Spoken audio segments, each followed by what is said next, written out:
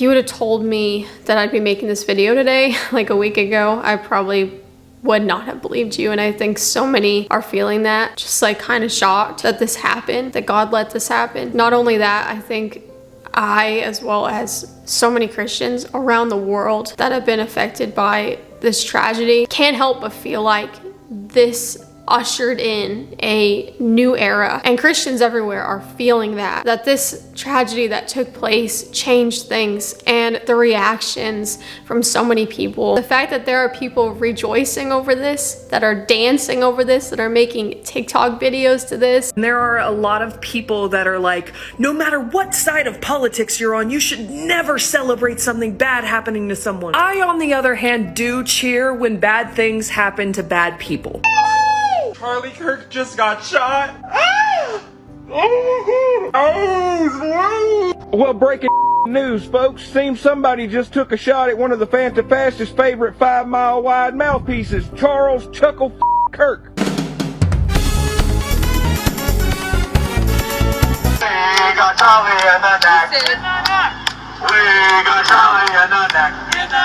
Makes it so clear and evident that the kingdom of darkness that these people knowingly or unknowingly walk with, the kingdom of darkness is rejoicing over this death. They think that this was a victory. And while right now it may really look like the demonic realm won, that these people rejoicing and dancing over the death of Charlie, these people that have no idea that God is someone to be feared. Vengeance is upon the kingdom of darkness, and Charlie Kirk's death, Charlie Kirk's blood, and the mourning and the tears and crying of God's children over his loss is not something that the Lord takes lightly. Many of us are battling with so many different emotions surrounding this. I know my first emotion, I fell to this couch in tears when I found out, but I also held on to hope that the Lord would intervene and save his life. That didn't happen. It was clearly Charlie's appointed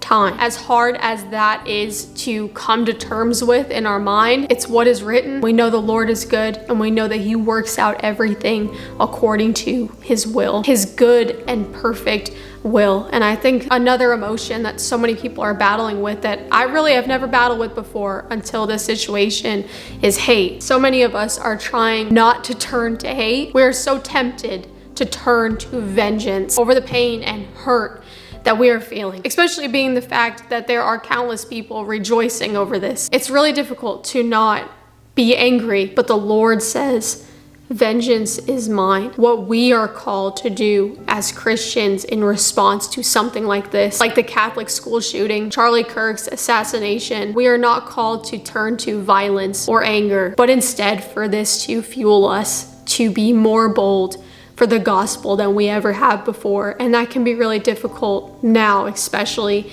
in America, feeling this newfound fear of being a Christian here, and knowing that when we share the gospel now, it's different than it was before. But if Charlie was here, he would be encouraging us to be more bold than ever, as he always did every time he got up on that stand. I seriously don't think I've ever mourned the death over somebody that I didn't personally know. This is the first time. No matter what political stance you have, even if you didn't agree with everything that he had to say, if you're a Christian, then you must see this for what it is. I've been saying it since I started this channel almost 2 years ago, and it is becoming more and more true every day that there is a very real and a very demonic spiritual war going on right now that cannot be ignored. If you are a Christian that is ignoring that this is going on, that if you're alive right now as a Christian, that you have been called and chosen by God, and you are not taking this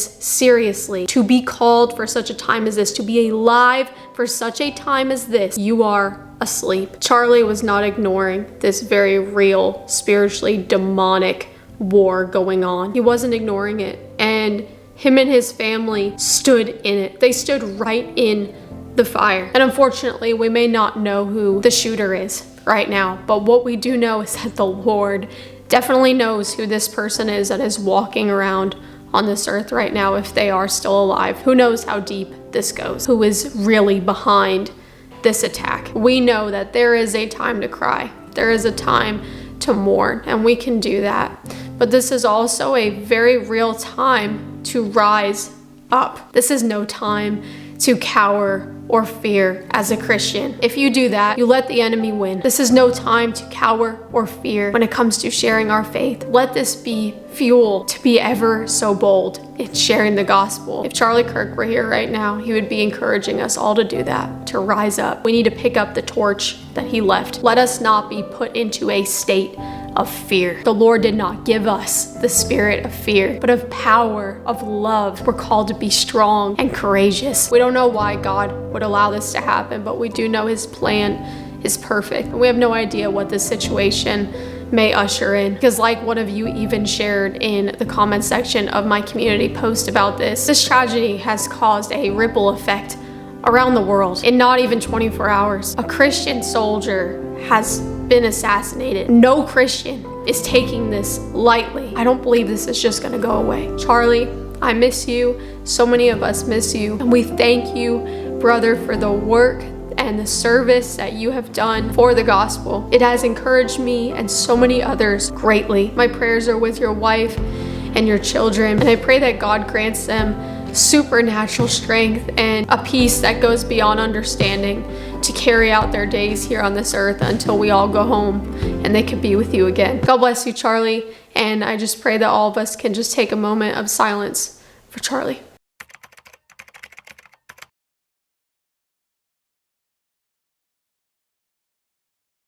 A Christian by any chance? Very, very much so. Like, why is that exactly? Oh, Jesus saved my life.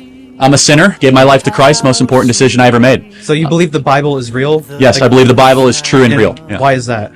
Well, I could give you the technical answer. There's never been an archaeological discovery that has contradicted the truth of the Bible. And then, of course, the wisdom. There's not a truth of the Bible that if you apply to your life does not improve dramatically. And then finally, we have the most accurate and transparent, historically robust account that one can have of the most important figure ever to live in the history of the world, Jesus of Nazareth. And the resurrection is the pinpoint of my belief that Jesus did rise from the grave so that we may live. How do you want to be remembered? I mean, if I die? Everything just goes away. How would you, if you could be associated with one thing, how would you want to be remembered? I want to be remembered for courage for my faith. That would be the most important thing. And he didn't belittle them.